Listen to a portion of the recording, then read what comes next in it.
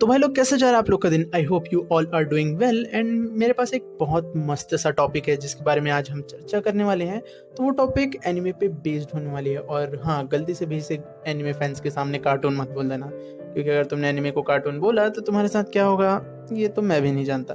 खैर, मजाक से हट के अगर हम एनिमे की बात करें तो ये सिर्फ बच्चों के लिए नहीं बनाई जाती। इसमें बहुत सारे मैच्योर कंटेंट भी होती है जो इसे दूसरे कार्टून से अलग बनाती है, और यही इसकी खास बात भी है। ओह, बातों में तुम लोग को ये बताना ही भूल गया कि आखिर आज हम किस एनिमे के बारे में बात करने वाले हैं।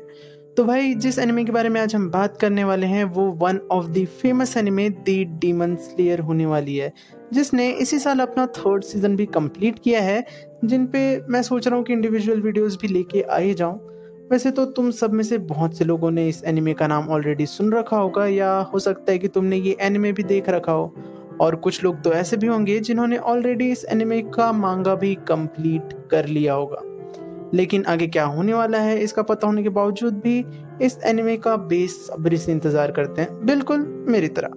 क्योंकि इस एनिमे की स्टोरी तो अच्छी है ही, लेकिन इसका एनिमे एडेप्टेशन भी अपना एक अलग फैन बेस सेट करके रखती है। भले ही जब इस एनिमे का अनाउंसमेंट हुआ था तब ये उतनी ज़्यादा हाइप नहीं थी, क्योंकि भाई जब इसका मांगा जेनरिक शोनेन होगा और इसकी फर्स्ट आर्क भी लेस इंटरेस्टिंग होगी तो कौन ही ज़्यादा ध्यान देगा इस पे।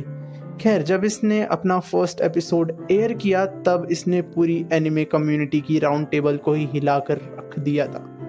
एंड इस पे अपना कब्जा जमाना भी इसने स्टार्ट कर दिया था। एंड आज के समय में डीमन स्लेयर को कौन नहीं जानता एनिमे कम्युनिटी के अंदर। इनकी अचीवमेंट की लिस्ट सिर्फ यहीं पे ख़त्म नहीं होती, क्योंकि अगर मैं बात करूँ डीमन स्लेयर एनिमे की तो ये one of the top anime में ना सिर्फ कंसिडर किया जाता है, बल्कि इस एनिमे को new generation of the big 3 of shonen anime का मेंबर भी माना जाता है। एंड डीमन स्लेयर की इन सभी सक्सेस और अचीवमेंट को हासिल करने में इस एनिमे के मांगा राइटर क्योहारू गोतोगे की एनिमेशन में मदद करने से लेकर इसको एनिमेट करने तक का पूरा रोल यूफोटेबल स्टूडियो ने बखूबी निभाया है। ऑल्दो इस स्टूडियो ने पहले भी कई सारे मांगा को एनिमे अडेप्टेशन दिया है, लेकिन डीमन स्लेयर इसकी अभी तक की सबसे बड़ी सक्सेस में से एक मानी जाती है। तो डीमन स्लेयर वैसे तो बहुत फेमस एनिमे है और मेरे को नहीं लगता कि इसके बारे में मेरे को ज़्यादा बोलने की ज़रूरत है। लेकिन फिर भी जिन लोगों ने एनिमे नहीं देखा है या इसके बारे में नहीं सुना है, तो भाई मैं उनके लिए क्विक समरी दे देता हूँ। तो डीमन स्लेयर एक ऐसे वर्ल्ड में सेट है जहाँ 2 फोर्सेस, डीमंस और डीमन स्लेयर कॉर्प्स एग्जिस्ट करती हैं, जहाँ सभी डीमंस पहले तो इंसान ही हुआ करते थे, लेकिन अपने ग्रीड, वीकनेसेस और जेलिसी के चलते डीमन किंग किबुत्सुजी मुजान के ब्लड को कंज्यूम करके डीमन बनना चूज करते हैं। एंड इन सभी डीमंस में भी रैंकिंग होती है, जिनमें मुजान के बाद सबसे पावरफुल अपर मून और लोअर मून्स आते हैं। वैसे देखा जाए तो ये सभी डीमंस बनने के बाद बहुत ज़्यादा पावरफुल और नियरली इमॉर्टल्स बन जाते हैं, लेकिन मुजान के ब्लड को कंज्यूम करने के बाद ये सभी मुजान की वीकनेसेस और मेमोरी को भी इनहेरिट कर लेते हैं, और दिन में बाहर निकलने की अपनी एबिलिटी को भी खो देते हैं, क्योंकि जहां इनको कोई भी नॉर्मल वेपन चोट नहीं पहुंचा सकती, वहीं इनकी स्किन सनलाइट के कांटेक्ट में आने के बाद तुरंत बर्न होना स्टार्ट कर देती हैं, जस्ट लाइक वैम्पायर्स। जिसको ओवरकम करने के लिए मुजान एक ऐसे इंसान की खोज कर रहा है जो डीमन बनने के बाद भी सनलाइट में फ्रीली निकल सकता हो, और अपने इन्हीं पर्पसेस को फुलफिल करने के लिए ये कंटिन्यूसली इंसानों को डीमंस में कन्वर्ट करता रहता है।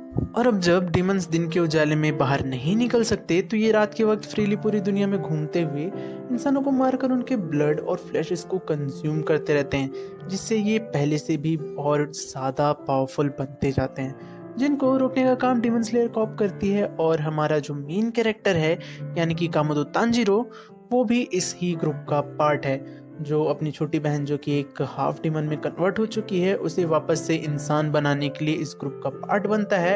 एंड डीमन की तरह ही इनमें भी कुछ रैंकिंग्स होती हैं, जिनमें सबसे ज़्यादा पावरफुल मेंबर्स का एक ग्रुप होता है जिन्होंने अपने ब्रीदिंग टेक्निक्स और फाइटिंग टेक्निक को सबसे ज़्यादा पावरफुल तरीके से ट्रेन किया जाता है।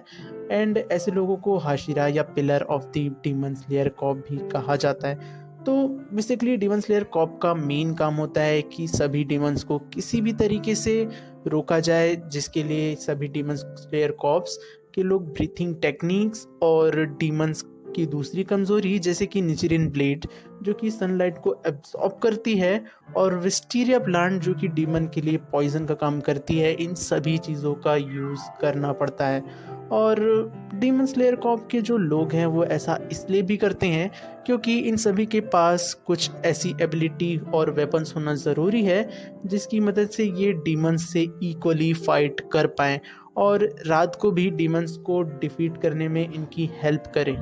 क्योंकि जहाँ डीमंस बहुत ज़्यादा पावरफुल हैं और नियरली इमॉर्टल होते हैं, वहीं डीमन स्लेयर कॉर्प्स के लोग एक नॉर्मल ह्यूमन हैं और उन्हें कुछ चीज़ें चाहिए जिनसे वो इन सभी डीमन से लड़ सकें। तो ये था एक छोटा सा एक्सप्लेनेशन। बाकी इस एनिमे की स्टोरी बहुत ज़्यादा इंटरेस्टिंग है, तो अगर तुम लोगों ने इसको अभी तक नहीं चेकआउट किया है तो इसको एक बार ज़रूर देखना। और डीमन स्लेयर के अब तक के आए सभी सीजन्स पे मैं जल्द ही वीडियो लेकर आऊँगा, तो उन्हें देखने के लिए मेरे चैनल को सब्सक्राइब कर देना। तो अभी के लिए I am signing off and मिलते हैं किसी और दिन किसी और वीडियो के साथ। Bye bye.